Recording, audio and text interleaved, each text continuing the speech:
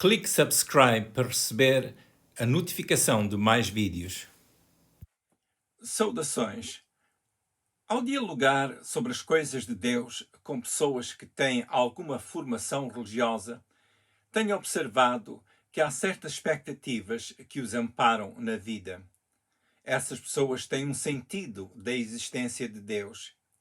E, em geral, também acreditam que Jesus morreu na cruz para salvar o ser humano. Mas, juntamente com estas crenças, nutrem outras crenças religiosas que têm o seu fundamento não na Bíblia, mas na tradição. Procurei entender a natureza da experiência religiosa e observei que esta sustenta mais a especulação do que a certeza de que Deus vela pela sua palavra para a fazer cumprir, como nos diz Jeremias 1:12. Verifiquei que sem as pessoas darem por isso que elas estão numa batalha espiritual.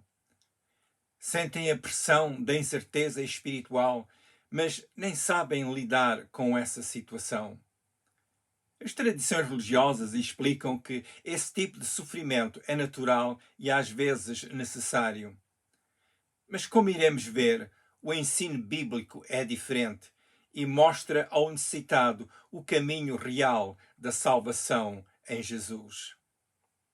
Para entender um pouco o efeito da substituição do Evangelho pelas doutrinas de homens, e faço aqui referência às palavras de Jesus como as lemos em Marcos 7:7, que diz: "Em vão, porém, me honram, ensinando doutrinas que são mandamentos de homens." Notemos que as doutrinas e mandamentos de homens, segundo Jesus disse, não honram ao Senhor. Na passagem de Marcos 7:9, lemos que Jesus disse a um grupo de pessoas: "Bem invalidais o mandamento de Deus para guardardes a vossa tradição." Por que então persistir com aquilo que não é sustentado pelo Senhor Jesus?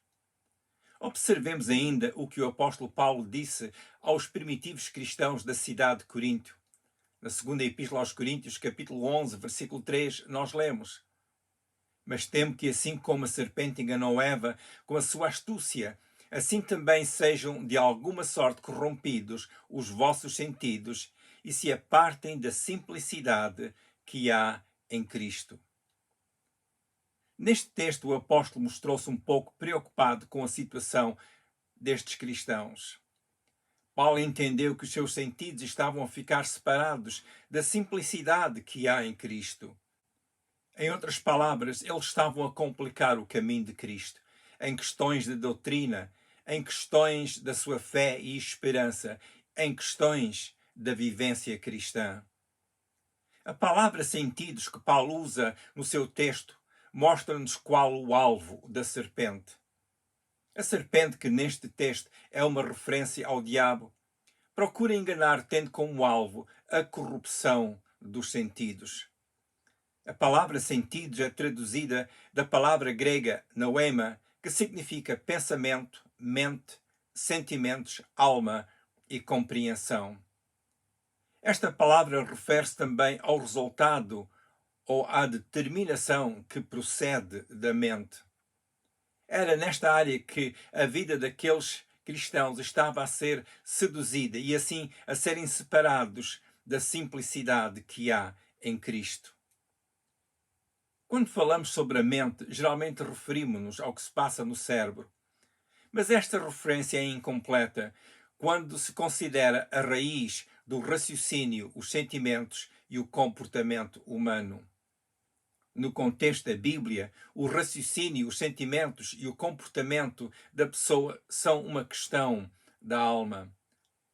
A alma é o campo que abrange o raciocínio e o sentimento. A alma não é o cérebro. O cérebro é um órgão que, junto com outros órgãos que Deus criou, faz parte do corpo. O diabo não procura enganar o cérebro, porque o cérebro é um órgão do corpo como é o coração, os pulmões, os rins e o fígado. A Bíblia diz que Deus formou o ser humano do pó da terra e que soprou em suas narinas o fôlego da vida. Através deste ato de Deus, o ser humano foi feito alma vivente. Gênesis 2:7. A palavra no texto bíblico significa ser vivente, que respira, que tem emoção, paixão e apetite. Isto diz-nos que a alma é aquela parte do ser vivente que tem a sua capacidade de determinação. Neste ponto será bom considerar a alma e a ameaça do medo. Um dos fatores com que todas as pessoas têm que lidar é o medo. O medo é como um agente que pode ser usado para precipitar ou mudar sentimentos e comportamentos. Quando o diabo aproveita a avenida do medo para inspirar as pessoas, a sua intenção é controlar essas pessoas para fazer nelas e através delas as suas obras de confusão religiosa. Por exemplo, as pessoas têm medo do inferno e por isso praticam obras religiosas na esperança que tenham por elas alguma vantagem para então poder entrar no céu e assim escapar do inferno. Segundo a Bíblia, o inferno é algo real, mas também, segundo a Bíblia, não é o medo que salva a pessoa. O medo é um dos inimigos da qualidade de vida que Deus destinou para o ser humano. Portanto, o diabo usa o medo do inferno para manter as pessoas nas suas tradições religiosas e sustentando as suas crenças inspiradas pelo formalismo, para que não venham para a luz do autêntico Evangelho de Jesus. O medo é um instrumento que, quando aumenta a sua força, pode levar as pessoas ao tormento. O medo e o tormento que causa servem de barreira ao entendimento para que as pessoas não entendam a mensagem libertadora do Evangelho de Jesus. Onde o medo impinge, a superstição surge e brota como erva daninha em terra fértil e assume controle sobre a crença, o pensamento e sentimento e obras das pessoas. Um dos efeitos do medo e pelo qual a pessoa pode ser controlada é a nível do abatimento da alma. A pessoa que vive com tormento por sentir que não está bem com Deus, essa pessoa realmente sofre. Alguns poderão dizer que este é um problema do foro psicológico. Em parte é, porém a raiz de tal sofrimento não pode ser tratada com comprimidos. Como então é que se vence o abatimento da alma, o medo e outras ferramentas que o diabo usa para controlar as almas das pessoas? O medo e a superstição e tudo o que dá apoio ao tormento da alma e o espírito humano é possível de ser vencido pelo conhecimento da verdade evangélica. O Senhor Jesus disse: "E conhecereis a verdade, e a verdade vos libertará." João 8:32. A vitória pode ser alcançada em nossa alma pela apropriação da verdade que vem a nós pela mensagem do Evangelho de Jesus Cristo. Apropriar conhecimento significa aceitar, aplicar e viver esse mesmo conhecimento. A alma e o espírito da pessoa necessitam de uma fonte segura para sustentar a sua vida e a esperança quanto à eternidade. A Bíblia, pela sua revelação e seu ensino, é esta fonte segura para nós. A Bíblia fala-nos sobre o experimentar a boa, perfeita, agradável vontade de Deus para o ser humano, como diz Romanos 12:2. Quando lemos e meditamos nas Escrituras, estamos a alimentar a nossa alma com a verdade que liberta. Quando lemos e meditamos nas Escrituras, estamos a providenciar a luz para a nossa alma. A alma usa esta luz da palavra de Deus para ser lâmpada para os pés e luz para o caminho, como diz o Salmo 119, versículo 105. A alma necessita do poder da palavra de Deus para se firmar e vencer as armas do tormento que o diabo usa. A alma necessita do conselho da palavra de Deus para se reconstituir e manter-se saudável. O Evangelho, como poder revelador de Deus, operando em nós, dissipa não só o tormento, mas também destrói a sua raiz. abraçando o Evangelho, a alma do crente encontra um poder maior, que é o poder da iluminação e restauração. O Evangelho revela-nos com fidelidade e segurança perfeita que o que Jesus fez pelo ser humano é um fundamento sólido e vem da parte de Deus. Em João 8,36 nós lemos as seguintes palavras de Jesus: Se, pois, o Filho vos libertar, verdadeiramente sereis livres. Em João 10,10 lemos as seguintes palavras, também de Jesus: Eu vim para que tenham vida e a tenham com abundância. A alma, estando na liberdade que Jesus dá, pode soar às alturas que lhe estão destinadas em Deus. O salmista dizia no Salmo 103, versículos 1 a 5: Bendize, ó minha alma, ao Senhor, e tudo o que há em mim bendiga o seu santo nome. Bendize, ó minha alma, ao Senhor, e não te esqueças de nenhum dos seus benefícios. É Ele que perdoa todas as tuas iniquidades e sara todas as tuas enfermidades.